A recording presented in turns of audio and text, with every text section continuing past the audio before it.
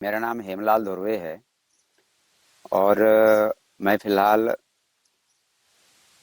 हमारे यहाँ जो एक ग्राम सभा है, पारंपरिक रूढ़ी प्रथा गांव गणराज्य ग्राम सभा तहसील बिरसा का अध्यक्ष हूँ। उसके पश्चात अखिल भारतीय धर्म परिषद जो अभी चल रही है उसका जो है प्रांतीय प्रभारी हूँ, प्रदेश प्रभारी हूँ। कि हम ये बात करें, हम देखते हैं कि हमारे ट्राइबल समाज है, आदिवासी समाज है, स्वतंत्रता के पहले जो है हमारा हमारे जो पुरखे हैं ये 1750 साल तक इस देश के अंदर में राज किए। 52 गढ़ थे, 52 गढ़, 57 परगना थे। और हमारे ही जो है जिसमें 565 रियासतें थी और 565 रियासतों में से 258 रियासतें हमको मिली। और इस 258 पूरे 565 रियासतों में से 258 रियासतों को अंग्रेज सरकार जब यहाँ से वो वापस जा रहे थे, देश छोड़ के जा रहे थे, तब उन्होंने कहा था कि ये जो 258 रियासतें हैं वो आदिवासियों के हैं। वो वैसे तो हैं पूरे 565, लेकिन वो बढ़ गए थे जिसमें हमको 258 मिले। और 258 में से अंग्रेज सरकार ने अंग्रेजों ने कहा कि इन इन जो 258 रियासतें हैं इनको आदिवासियों को दे दिया जाए, जिससे उनका एक प्रदेश बन जाएगा। लेकिन जो है महात्मा गांधी और जवाहरलाल नेहरू ने इस बात को रोड़ा बन करके कहा कि नहीं, अभी आदिवासी समाज पढ़ा लिखा नहीं है और जिसके कारण हम उनको ये 258 परगना नहीं दे सकते। और जब ये पढ़ लिख लेंगे तब इनको हम जो है इनके जो 258 परगना हैं, ये रियासतें हैं, ये वापस कर देंगे। लेकिन आज तक स्वतंत्रता के स्वतंत्रता के 75 साल हो गए, लेकिन आज तक इन लोगों ने वापस नहीं किए। जबकि जबकि भाषा के आधार पर जो है प्रदेश बांटे गए। जैसे मराठी बोलने वालों को महाराष्ट्र दे दिया गया, गुजराती बोलने वालों को गुजरात दे दिया गया, बंगाली बोलने वालों को बंगाल दे दिया गया, बिहारी बोलने वालों को बिहार दे दिया गया। इस तरह से सब लोगों को दे दिया गया, पर हमारे आदिवासी समाज को कोई प्रदेश नहीं दिया गया। इसका आशय मेरा आशय ये है कि आखिरकार आदिवासियों को इन्होंने दबाने का काम किया, दबा करके कुचलने का काम किया, हमको मुख्य धारा में आने से रोका गया। चूंकि पूर्व में मतलब पुराना इतिहास की बात करें, तब उस समय जो है हमारे समाज को SC ST और OBC को 5000 सालों तक शिक्षा से, संपत्ति से ये जो है दूर रखा गया, जिसके कारण हमारे लोगों को जो है ये शिक्षा का अधिकार दिया गया, हमारे लिए आरक्षण का प्रावधान रखा गया। जैसे आर्टिकल 15(4) है, 16(4) है, ये संविधान में अधिकार दिया गया, जिसके कारण आज हमारे लोग मुख्य धारा में नहीं आ पाए, क्योंकि 5000 सालों तक हमको दूर रखा गया। लेकिन जब मुख्य धारा में आने के लिए छटपटा रहे हैं, लेकिन क्या होता है कि हमारे जो राजनीतिक लोग हैं, हमारे समाज के जो राजनीतिक लोग हैं, हमारे टांग पकड़ के खींचने का काम करते हैं, हमको जो है मुख्य धारा में आने से वो रोकने का काम करते हैं। इसके बहुत सारे उदाहरण है। हम फिलहाल की स्थिति में हम बैहर विधानसभा की बात करें। बैहर विधानसभा में 3 जो ब्लॉक हैं, बैहर, बिरसा और परसवाड़ा, तीनों 5वीं अनुसूची क्षेत्र में आते हैं, संविधान के अनुच्छेद 244(1) के तहत आते हैं। और आप तीनों ब्लॉक में देख लीजिए, हमारे हमारे आदमी कोई बड़ा व्यापार नहीं है, बड़ा अधिकारी नहीं है, और ना ही बड़ा ठेकेदार नहीं है। आखिर क्यों नहीं है? जबकि हमको तो यहाँ विशेषाधिकार मिला हुआ है। हमको शासन करने का अधिकार है और नियंत्रण करने का अधिकार है, लेकिन केवल दिखाने के लिए है क्या? दिखाने के लिए, हमें तो ये समझ आ रहा है कि दिखाने के लिए है।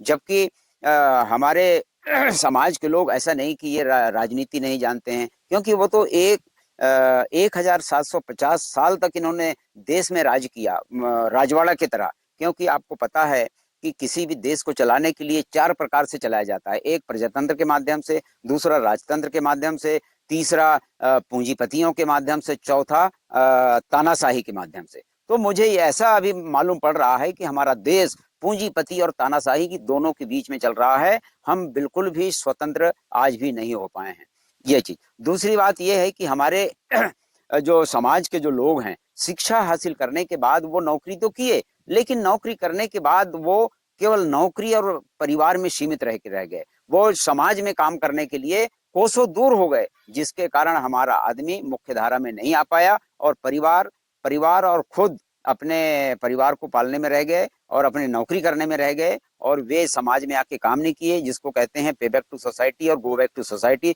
जो होनी चाहिए वो नहीं किया।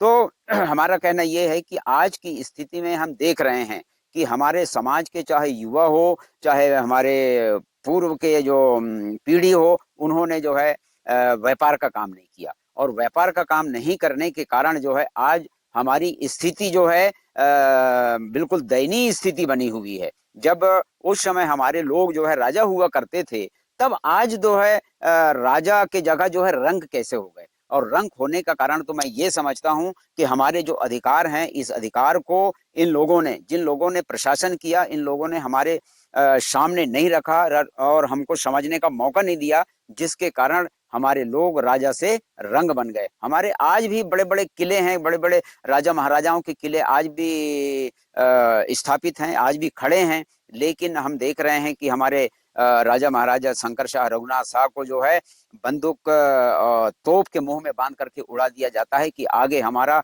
जो पूर्वज हैं, हमारे राजा महाराजा हैं, चाहे आने वाली पीढ़ी ऐसा कभी ऐसा काम ना कर सकें, हमारे अधिकारों के लिए लड़ाई ना लड़ सकें, ऐसा दिखाने के लिए उन्होंने एक मिसाल खड़ा किया था और तोप के मुंह में बांध करके हमारे समाज के पूर्वजों को उड़ा दिया गया। जब जब हमारे उसके बाद अंग्रेज इस देश को गुलाम बनाया, 200 सालों तक गुलाम बनाया, और गुलाम बनाने के बाद वे व्यापार करने के लिए तो आए थे, लेकिन व्यापार करने के साथ साथ वे आदिवासी और हरिजनों, मतलब जिनको हरिजन कहते थे, SC ST और OBC जिसको हम कहते हैं, इनको ये अधिकार देना चालू किया। जब अधिकार देना चालू किया, शिक्षा का अधिकार, संपत्ति का अधिकार, शस्त्र रखने का अधिकार देना चालू कर दिया, तो हमारे इस देश के जो मनुवाद के जो लोग हैं, ये अंग्रेजों का विरोध करने लगे, भारत छोड़ो आंदोलन चलाने लगे। 1942 में महात्मा गांधी ने भारत छोड़ो आंदोलन चलाया, और वो भारत छोड़ो आंदोलन वो हमारे हित में नहीं था, ट्राइबल के हित में नहीं था, SC के हित में नहीं था, OBC के हित में नहीं था, वो सिर्फ और सिर्फ जो है मनुवाद और ब्राह्मणवाद के हित में था। इसलिए उन्होंने अंग्रेजों को भारत छोड़ने का उन्होंने नारा दिया।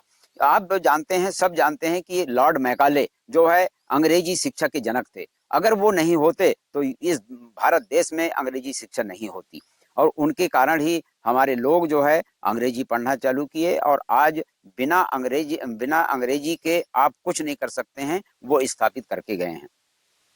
तो आने वाली पीढ़ी के लिए हम ये कहना चाहेंगे कि आप जब तक जो है रोजगार नहीं करेंगे, जब तक आप जो है शिक्षा से प्रेम नहीं करेंगे, साहित्य से प्रेम नहीं करेंगे, तब तक आप मुख्य धारा में नहीं आ सकते, क्योंकि साहित्य ही समाज का दर्पण है।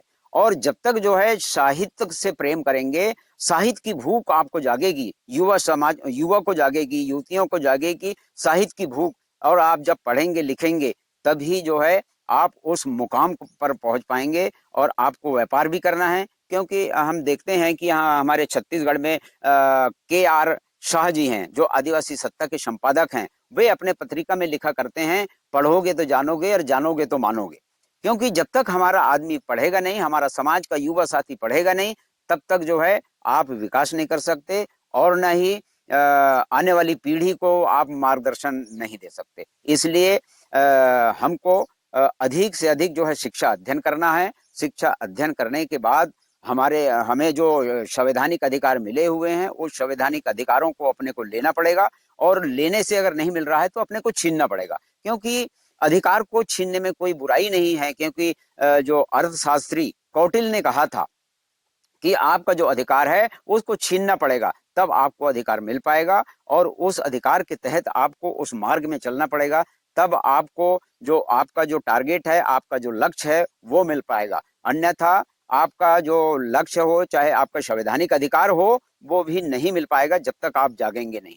तो जागने के लिए जो है आपको ज्यादा से ज्यादा शिक्षा अध्ययन करना पड़ेगा। उदाहरण के तौर पर मैं बताना चाहूंगा, डॉक्टर BR अम्बेडकर, जो नॉलेज ऑफ संभाल से उनको जो है नवाजा गया था, मतलब ज्ञान के प्रतीक थे, ज्ञान के प्रतीक से उनको नवाजा गया था, और वो सिर्फ पढ़ाई के बदौलत आज जो है वो देश का संविधान लिखे और पढ़ाई के बदौलत जो है दुनिया का प्रथम व्यक्ति बनकर रहे शिक्षा के माध्यम से। लेकिन हमारा जो युवा साथी हैं, युवतियां हैं, ये जो है पढ़ना चाहते नहीं हैं, पढ़ने के लिए इनको भूख नहीं है, साहित्य की भूख नहीं है, जिसके कारण हम मनुवाद से लड़ाई नहीं लड़ सक रहे हैं। और आज जो है SC ST OBC और कन्वर्टेड माइनॉरिटी के लोग 85% होते हुए भी हमारी न तो शासन में न तो प्रशासन में कोई पकड़ नहीं है, ना ही हमारे कोई अधिकारी नहीं है। अगर अधिकारी हैं भी तो उनके गुलाम बन के बैठे हुए हैं, जानकार नहीं बन रहे हैं, सिर्फ और सिर्फ नौकरी करना करने जान रहे हैं। लेकिन हमको नौकरी करने के अलावा भी समाज का काम करना पड़ेगा, पे बैक टू सोसाइटी और गो बैक टू सोसाइटी करना पड़ेगा। और जब तक आप जो है pay back to society, go back to society नहीं करेंगे, तब तक आप मतलब हमारा समाज कुछ नहीं कर सकता, ये मेरा कहना है। और मैं एक और उदाहरण देना चाहूंगा नेल्सन मंडेला का। जो नेल्सन मंडेला जो है साउथ अफ्रीका के राष्ट्रपति बने थे, लेकिन उनके साथ भी वहां के गोरे लोगों ने इनका बहुत ज्यादा क्रूरता के साथ विरोध किया था। और उस क्रूरता को मिटाने के लिए, भेदभाव को मिटाने के लिए इन्होंने जो है बहुत लड़ाई लड़ी। और लड़ाई लड़ते लड़ते इन्होंने जो है 27 साल तक जेल में रहना पड़ा था। और जेल में रहने के साथ ही जब जेल में ये गए तो जेल में भी इनके साथ क्रूरता की जाती थी, बहुत ज्यादा पीड़ा दिया जाता था। उस पीड़ा को मिटाने के लिए जेल के अंदर रहते रहते सबका अधिकार, चाहे जेल में भी चला गया है तो उसका भी मानव अधिकार है, उसका भी अधिकार बराबर होनी चाहिए जितना बाहर है। इस बात को जेल के अंदर जाकर के उन्होंने रखा। और आखिर अब जेल के अंदर जो अगर क्रूरता की जाती है या उनको दंड दिया जाता है और वो अगर प्रूफ हो जाता है, तो वहां के अधिकारियों को भी उनके ऊपर भी अनुशासनात्मक कार्यवाही हो सकती है। इस बात को नेल्सन मंडेला जी ने रखा और उसको कायम करवाया। और जब नेल्सन मंडेला जी जेल से 27 साल के बाद वो जब बाहर आते हैं, तब वो बोलते हैं, जब उसके बाद वो राष्ट्रपति बनते हैं और राष्ट्रपति बनने के बाद वो बोलते हैं कि education is the most powerful weapon we can use to change the world. ये जो है नेल्सन मंडेला जी के शब्द थे। और हम जो है, शिक्षा एक ऐसा शस्त्र है जिसको उपयोग करके हम दुनिया बदल सकते हैं, वो ताकत शिक्षा में है। और बाबा साहब ने ही शिक्षा के लिए जो है शिक्षा को शेरनी का दूध कहा। लेकिन आज हम देखते हैं कि शिक्षा को शेरनी का दूध बिल्कुल कहा है, सही बात है, लेकिन कहीं ना कहीं हमारे जो समाज के लोग हैं, चाहे वरिष्ठ लोग बोलिए या युवा बोलिए, वो कहीं ना कहीं उस मार्ग से भटक जाने के कारण वो इनका लक्ष्य से भटक जाते हैं और लक्ष्य को प्राप्त नहीं कर पाते हैं। और हम आने वाला जो समय है, आने वाला समय के लिए हम ये कहना चाहेंगे कि जब तक हमको इन चीजों, जितनी मैंने बखान किया, इन बातों को लेकर के चलना पड़ेगा। और हम जगह जगह आंदोलन कर रहे हैं कि हमारे साथ बड़े बड़े अन्याय हो रहे हैं, आप जहां जाइएगा वहां आपके साथ अन्याय हो रहा है। अब भी परसवाड़ा का एक कोई रजक है, उन्होंने संविधान के ऊपर बहुत बड़ी टिप्पणी कर दिया। और हमारे इतने सारे जो मूल निवासी के लोग हैं, SC ST के लोग हैं, वो इतनी बड़ी बात उन्होंने कह दिया, लेकिन उनके ऊपर कोई कार्यवाही आज भी नहीं हो रहा है। इससे स्पष्ट ये होता है कि देश के अंदर में आज जो है पूंजीवाद और तानाशाहीवाद जो है देश के अंदर चल रहा है। इस चीज को मिटाने के लिए जब तक युवा पीढ़ी नहीं आएगा सामने, तब तक जो है आने वाला समय इनका उज्जवल नहीं हो सकता। और उज्जवल करने के लिए सबसे ज्यादा आपको शिक्षा ही अर्जित करना पड़ेगा। और शिक्षा अर्जित करने के बाद, मतलब ऐसा नहीं है कि शिक्षा अर्जित सिर्फ जो है नौकरी करने के लिए नहीं है, शिक्षा अर्जित करने के बाद आपका जो विकास है, सर्वांगीण विकास हो जाता है। शिक्षा वो शास्त्र है, वो शस्त्र है जो शिक्षा हासिल करने के बाद उसका सर्वांगीण विकास हो जाता है। लेकिन एक बात और मैं कहना चाहूंगा कि हमारे समाज में बहुत सारी चीजें, जो कुरीतियां हैं, उन कुरीतियों को भी दूर करना पड़ेगा। और जो हमारी जो परंपराएं हैं, कुछ ऐसी भी परंपराएं हैं जिसके कारण हमारे को कहीं ना कहीं वो डिस्टर्ब करते हैं, उस चीज को भी हम धीरे धीरे जो है उसको पूरी तरह से भी नहीं हटा सकते, क्योंकि हमारी जो पहचान है वो सिर्फ और सिर्फ जो है हमारी संस्कृति, हमारे संस्कार, हमारे परंपरा के कारण जो है हमारी जो आदिवासियत हम कहलाते हैं, तो उसको भी हम पूरी तरह से नहीं हटा सकते। लेकिन जहाँ जो कुरीतियां हैं, जो ज्यादा हमको डिस्टर्ब कर रहे हैं, उनको थोड़ा सा शिथिल करके, थोड़ा सा कम करके उस परंपरा को हटा करके हमको मुख्य धारा में आना ही पड़ेगा। और चाहे वो प्रशासन हो, चाहे शासन हो, वहां भागीदारी निभानी पड़ेगी, भागीदारी बनना पड़ेगा। और भागीदार बनने के लिए सामाजिक रूप से वहां भेजना पड़ेगा। क्योंकि आज के समय में जो है, हम मध्य प्रदेश की हम बात करें, मध्य प्रदेश में जो है हमारे 47 विधायक हैं, चाहे वो कांग्रेस से गए हों, चाहे बीजेपी से गए हों, चाहे बीएसपी से गए हों, चाहे गोंडवाना गणतंत्र पार्टी से गए हों, लेकिन वे समाज के हित में काम नहीं कर रहे हैं। वो सिर्फ और सिर्फ जेब भरने और पेट भरने का काम कर रहे हैं। इससे हमारा समाज मुख्यधारा में नहीं आ सकता। जब तक समाज का जो काम करने वाला जो व्यक्ति है, सामाजिक काम करने वाला जो व्यक्ति है, उसको जब तक हम विधानसभा और लोकसभा में नहीं भेजेंगे, तब तक हमारे उज्जवल भविष्य की हम कामना नहीं कर सकते और हमारी उज्जवल भविष्य नहीं हो सकती।